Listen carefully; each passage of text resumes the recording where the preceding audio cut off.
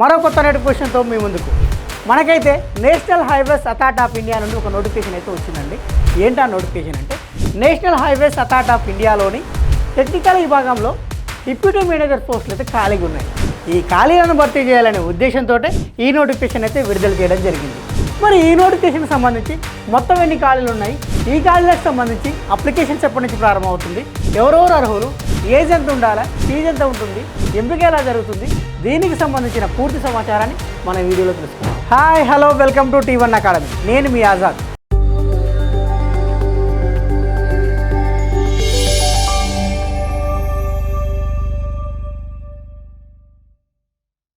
National Highways Authority of India మనకి ఏదైనా ఒక సంస్థ నుండి ఒక నోటిఫికేషన్ వచ్చినప్పుడు ఆ నోటిఫికేషన్కి అప్లికేషన్ చేసుకోవడానికంటే ముందు అసలు ఆ నోటిఫికేషన్ ఏ సంస్థ నుండి వచ్చింది, ఆ సంస్థ యొక్క పూర్వపరాలను తెలుసుకున్న తర్వాతనే మీరైతే ఆ నోటిఫికేషన్కి అప్లికేషన్ చేసుకోవాలి.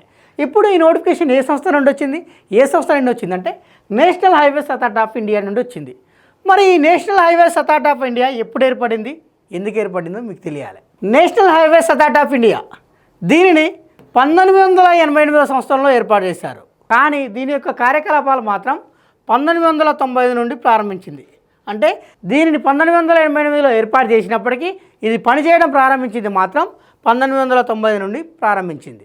మరి అసలు దీనిని ఎందుకు ఏర్పాటు చేశారంటే గతంలో జాతీయ రహదారుల ప్రణాళిక కావచ్చు, రూపకల్పన కావచ్చు, పర్యవేక్షణ కావచ్చు, దీనిని కేంద్ర ప్రభుత్వం చూస్తే రోడ్డు నిర్మాణ పనులు మాత్రం రాష్ట్ర ప్రభుత్వాల్లోని కొన్ని విభాగాలు చూసేవి. దీనివల్ల ఏమైందంటే దేశవ్యాప్తంగా రహదారుల అభివృద్ధిలో సమన్వయం లోపించింది. ఈ సమన్వయం లోపించడం వల్ల ఏమైందంటే పనుల నిర్మాణం అనేది చాలా ఆలస్యంగా అయినాయి. అంటే పనులు నెమ్మదించినాయి, పనులు కావడం లేదు. ఈ యొక్క సమస్యను పరిష్కరించడం కోసం ఈ national Highways Authority of India అయితే ఏర్పాటు చేయడం జరిగింది. నోటిఫికేషన్ విషయానికి వచ్చేసరికి ఏ పోస్టులు ఖాళీగా ఉన్నాయంటే డిప్యూటీ మేనేజర్ పోస్టులు ఖాళీగా ఉన్నాయి. ఏ విభాగంలో? టెక్నికల్ విభాగంలో. మరి మొత్తం ఎన్ని పోస్టులు ఖాళీగా ఉన్నాయి, ఉన్నాయంటే 60 పోస్టులు ఖాళీగా ఉన్నాయి. ఈ 60 పోస్టులలో 4 పోస్టులు మాత్రం ఫిజికల్లీ హ్యాండిక్యాప్డ్ వాళ్ళకి అంటే వికలాంగులకు అయితే కేటాయించారు.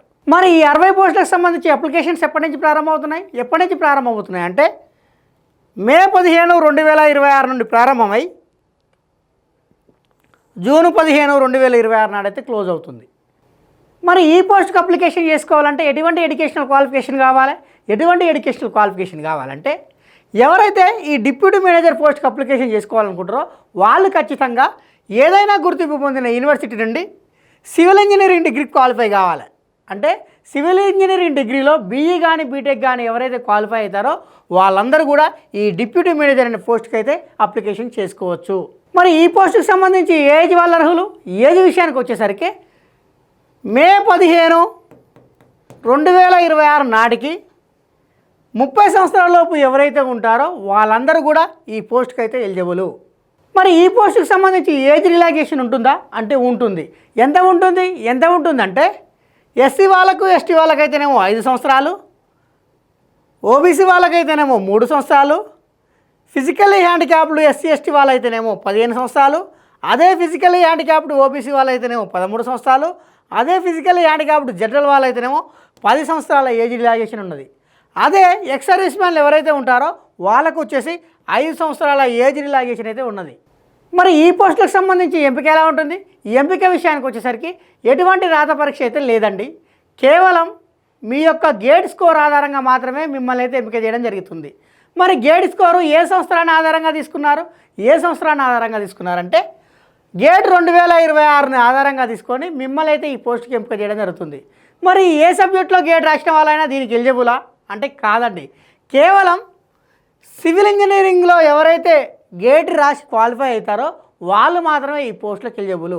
ఉదాహరణకి మెకానికల్ ఇంజనీరింగ్లో గేట్ రాశారు, వీళ్ళు ఎలిజిబులా అంటే కాదండి. కేవలం ఎవరైతే సివిల్ ఇంజనీరింగ్లో గేట్ రాసి 2026లో క్వాలిఫై అవుతారో వాళ్ళు మాత్రమే ఈ పోస్ట్కి ఎలిజిబుల్. అంతకు మించి ఏ బ్రాంచ్ వాళ్ళు కూడా ఈ పోస్ట్కి అయితే ఎలిజిబుల్ కాదు. ఎవరైతే గేట్లో ఎక్కువ స్కోర్ సాధిస్తారో వాళ్ళనైతే ఇంటర్వ్యూకి అయితే పిలవడం జరుగుతుంది. మరి ఈ పోస్టులకు సంబంధించి అప్లికేషన్ ఎలా చేసుకోవాలి అంటే అప్లై విషయానికి వచ్చేసరికి మీరైతే గూగుల్ క్రోమ్లో కానీ మొజిల్లా ఫైర్ఫాక్స్లో కానీ వెళ్ళి అక్కడ www.nha.gov.in అని క్లిక్ చేయండి. క్లిక్ చేసిన తర్వాత మీకు అబౌట్ అస్ అని వస్తుంది. ఈ అబౌట్ అస్ మీద క్లిక్ చేస్తే రిక్రూట్మెంట్ వస్తుంది. ఆ రిక్రూట్మెంట్ మీద క్లిక్ చేస్తే వేకెన్సీస్ వస్తుంది. ఆ వేకెన్సీస్ మీద క్లిక్ చేస్తే కరెంట్ అని వస్తుంది. దాని మీద క్లిక్ చేస్తే మీకు డిప్యూటీ మేనేజర్ అనే పోస్ట్ అక్కడ కనబడుతుంది. దానిని ఓపెన్ చేసి మీరైతే ఆన్లైన్ అప్లికేషన్ చేసుకోవాలి. మరి ఈ అప్లికేషన్ సంబంధించి ఏ సర్టిఫికేట్స్ కావాలి? ఏ సర్టిఫికేట్ కావాలంటే 10th క్లాస్ సర్టిఫికేట్ కావాలి, క్యాస్ట్ సర్టిఫికేట్ ఉంటే క్యాస్ట్ సర్టిఫికేట్ కావాలి, గేట్ స్కోర్ కార్డ్ సర్టిఫికేట్ కావాలి, డిగ్రీ సర్టిఫికేట్ కూడా కావాలి. అంటే సివిల్ ఇంజనీరింగ్ డిగ్రీ ఏదైతుందో ఆ సర్టిఫికేట్ కూడా కావాలి. దానితో పాటు ఒక ఫోటోగ్రఫీ కావాలి, దానితో పాటు సిగ్నేచర్ కూడా కావాలి.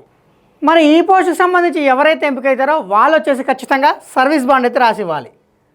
మరి సర్వీస్ బాండ్ ఎంత ఉంటుందంటే 5 లక్షల రూపాయలతో మీరు సర్వీస్ బాండ్ రాయించాలి. ఆ సర్వీస్ బాండ్లో ఏమని రాయాలంటే నేను 3 సంవత్సరాల పాటు ఇదే సంస్థలో పనిచేస్తానని చెప్పేసి మీరైతే సర్వీస్ బాండ్ రాయించేయాలి.